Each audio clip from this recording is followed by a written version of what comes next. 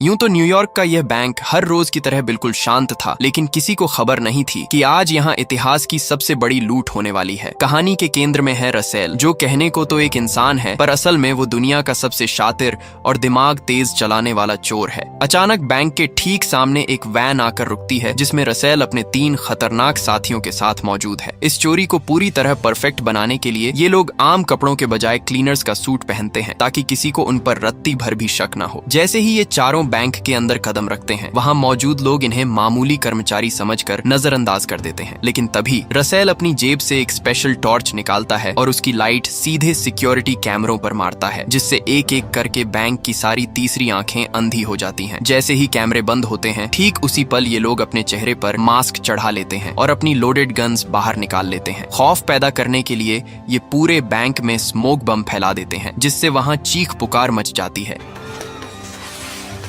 इससे पहले कि कोई कुछ समझ पाता, रसेल और उसकी टीम गन की नोक पर सबको जमीन पर लेटने पर मजबूर कर देती है। अब बैंक का पूरा कंट्रोल रसेल के हाथ में था, लेकिन तभी एक गड़बड़ हो जाती है। धुआं ज्यादा होने की वजह से थोड़ा स्मोक बैंक के गेट से बाहर निकलने लगता है, जिसे बाहर खड़ा एक सिक्योरिटी गार्ड देख लेता है। जैसे ही वो गार्ड अंदर झांकने की कोशिश करता है, ठीक उसी वक्त रसेल गेट पर आकर उस पर गन तान देता है। वो उसे 2 टूक शब्दों में चेतावनी देता है कि अंदर दर्जनों लोग उनकी कैद में हैं, और अगर पुलिस ने अंदर कदम रखने की हिमाकत की तो वो एक एक करके सबको मौत के घाट उतार देगा। इतना कहकर रसेल धौंस के साथ दरवाजा बंद कर देता है। घबराया हुआ गार्ड तुरंत हेडक्वार्टर इन्फॉर्म करता है, और देखते ही देखते यह खबर पूरे न्यूयॉर्क में आग की तरह फैल जाती है। कुछ ही मिनटों के अंदर वहां पुलिस की एक ऐसी भारी भरकम फौज पहुंच जाती है, जिसने पूरे इलाके को घेर लिया था। अब मुकाबला रसेल के दिमाग और पुलिस की बंदूकों के बीच था। तो स्वागत है आपका एक और शानदार वीडियो में। आप देख रहे हैं ज़ोरिक्स मूवीज। बाहर पुलिस का पहरा सख्त होता जा रहा था और उन्होंने बैंक को चारों तरफ से घेर लिया था, लेकिन चाहकर भी कोई ऑफिसर अंदर कदम रखने की हिम्मत नहीं जुटा पा रहा था। इसकी वजह थी रसेल की वो खौफनाक धमकी, जिसमें उसने साफ कर दिया था कि अगर पुलिस की एक परछाई भी अंदर दिखी तो बैंक लाशों के ढेर में तब्दील हो जाएगा। वहीं बैंक के अंदर रसेल और उसके साथी किसी बड़ी साजिश को अंजाम देने में जुटे थे। उन्होंने सभी बंधकों को एक कतार में खड़ा कर दिया और एक एक करके उनके मोबाइल फोन जब्त करने लगे। मगर तभी रसेल की नजरों से कुछ चूक गया। बैंक मैनेजर का मोबाइल फोन कहीं गायब था। जब रसेल ने कड़क आवाज में पूछा, तुम्हारा फोन कहाँ है, तो मैनेजर ने बड़ी मासूमियत से झूठ बोल दिया कि वो अपना फोन घर भूल आया है। रसेल ने उसे आखिरी चेतावनी देते हुए कहा, अगर मैंने फोन ढूंढ निकाला तो तुम दोबारा अपने पैरों पर खड़े होने लायक नहीं बचोगे। मैनेजर अपनी बात पर अड़ा रहा, लेकिन रसेल जैसा शातिर खिलाड़ी इतनी आसानी से हार मानने वाला नहीं था। उसने बाकी लोगों के फोन चेक किए और जैसे ही मैनेजर का नंबर डायल किया, ठीक उसी पल दरवाजे के पीछे से रिंगटोन गूंज उठी। मैनेजर की यह चालाकी रसेल के गुस्से को 7वें आसमान पर ले गई। अगले ही पल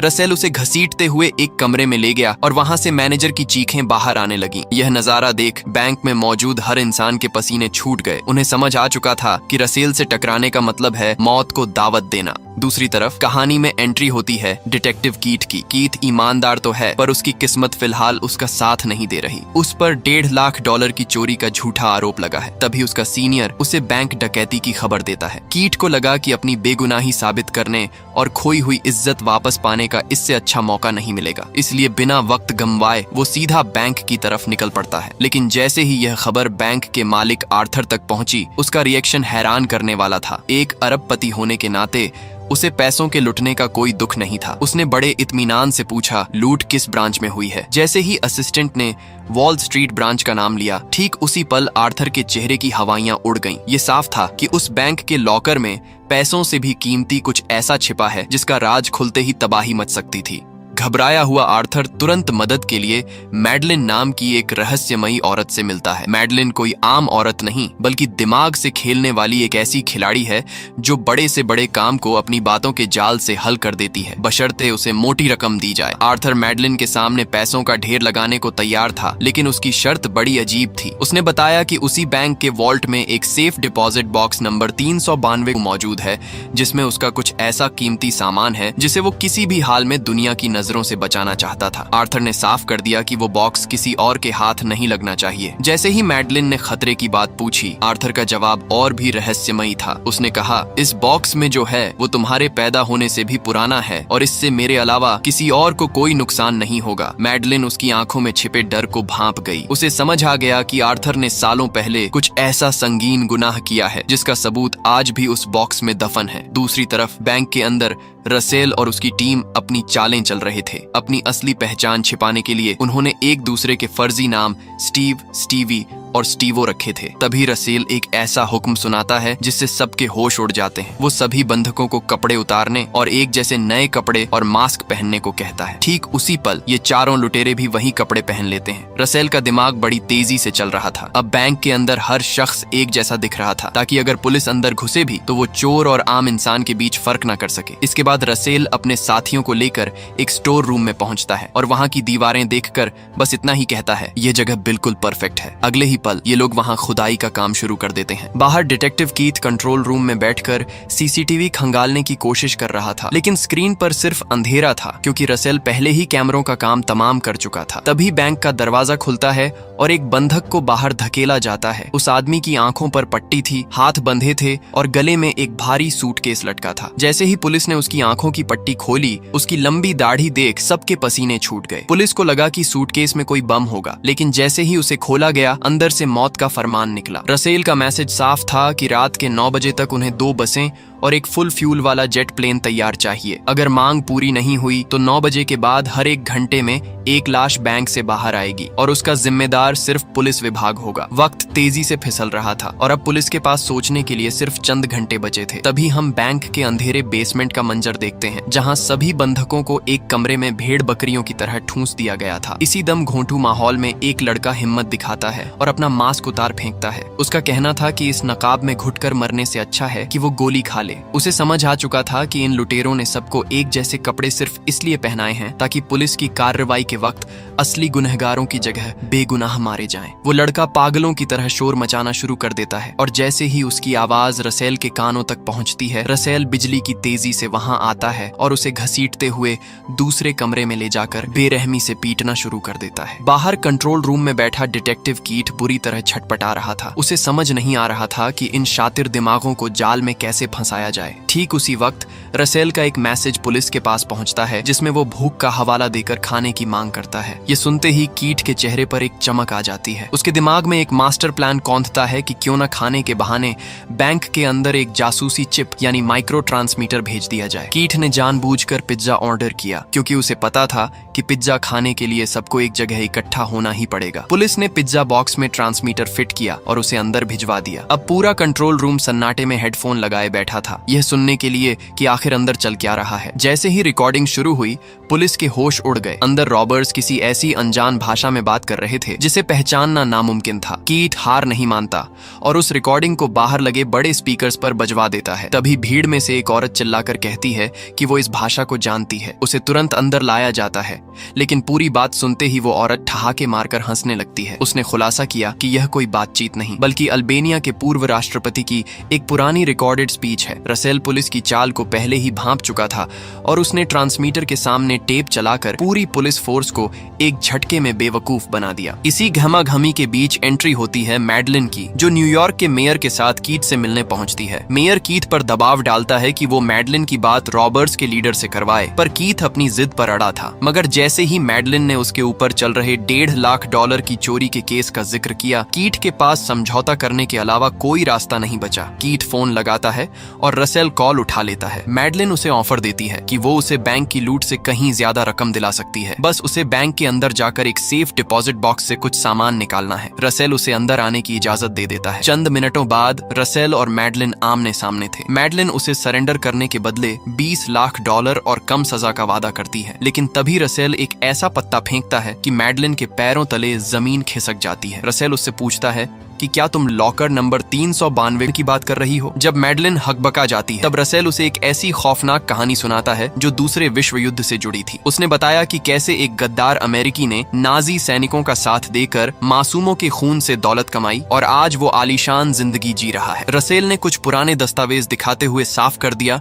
कि ये वही सबूत हैं जो उस लॉकर में दफन थे। अब रसेल के पास उस अमीर आदमी की बर्बादी का सारा सामान था। उसने मैडलिन को खाली हाथ लौटाते हुए चेतावनी दी कि अगर वो पकड़ा गया तो उस आदमी का असली चेहरा पूरी दुनिया के सामने आ जाएगा। मैडलिन समझ चुकी थी कि रसेल कोई मामूली चोर नहीं बल्कि एक ऐसा खिलाड़ी है जिसने शतरंज की पूरी बाजी ही पलट दी है। वो हार मानकर बैंक से बाहर निकल आती है। जैसे ही मैडलिन बाहर आती है, डिटेक्टिव कीट उससे सवाल करता है कि आखिर रसेल से उसकी क्या बात हुई, लेकिन मैडलिन एक पत्थर की तरह खामोश रहती है और बिना कुछ कहे वहां से निकल जाती है। इधर बैंक के अंदर रसेल अपनी शतरंज की बिछाई हुई बाजी का अगला हिस्सा शुरू करता है। उसकी साथी स्टीवी एक कमरे में घुसती है और वहां से 4 बंधकों को जबरन उठाकर एक अलग केबिन में बंद कर देती है। बाहर आने के बाद स्टीवी खुद जोर जोर से चिल्लाने लगती है और तभी उसका दूसरा साथी आकर उसे भी उन्हीं बंधकों के साथ केबिन में धकेल देता है। दरअसल ये रसेल का सबसे खतरनाक पैंतरा था। चोर अब खुद को बंधकों की भीड़ में इस तरह मिक्स कर रहे थे कि दुनिया का कोई भी कैमरा उन्हें पहचान नहीं सकता था। और ठीक उसी वक्त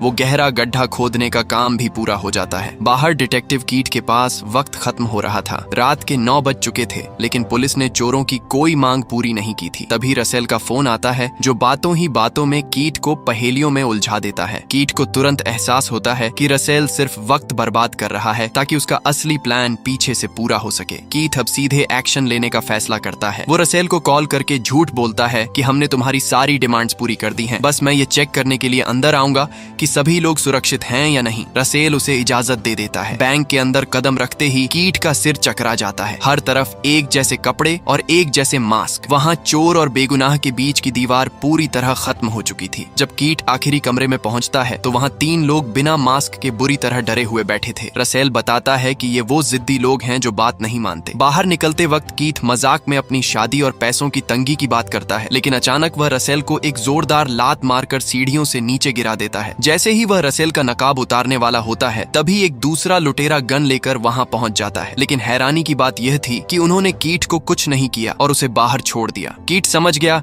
कि रसेल कोई आम चोर नहीं है। वह कानून की हर उस बारीक कड़ी को जानता है जिसकी वजह से पुलिस बेबस थी। लेकिन तभी माहौल तबाह हो जाता है। कीट की उस लात का बदला लेने के लिए रसेल एक आदमी को छत पर ले जाकर कैमरे के सामने सरेआम गोली मार देता है। कीट को लगता है कि लुटेरों ने गुस्से में बड़ी गलती कर दी है और वो पुलिस की एक टीम को बैंक के अंदर हमला करने का आदेश देता है। मगर तभी उसके जहन में एक खौफनाक ख्याल आता है, रसेल जैसा शातिर खिलाड़ी ऐसी बचकानी गलती कैसे कर सकता है। अचानक कीट को उस पहले दाढ़ी वाले लड़के के सूटकेस की याद आती है। जब वह उस सूटकेस को फिर से चेक करता है तो उसके अंदर एक छिपा हुआ ट्रांसमीटर मिलता है। कीट के पैरों तले जमीन खिसक जाती है।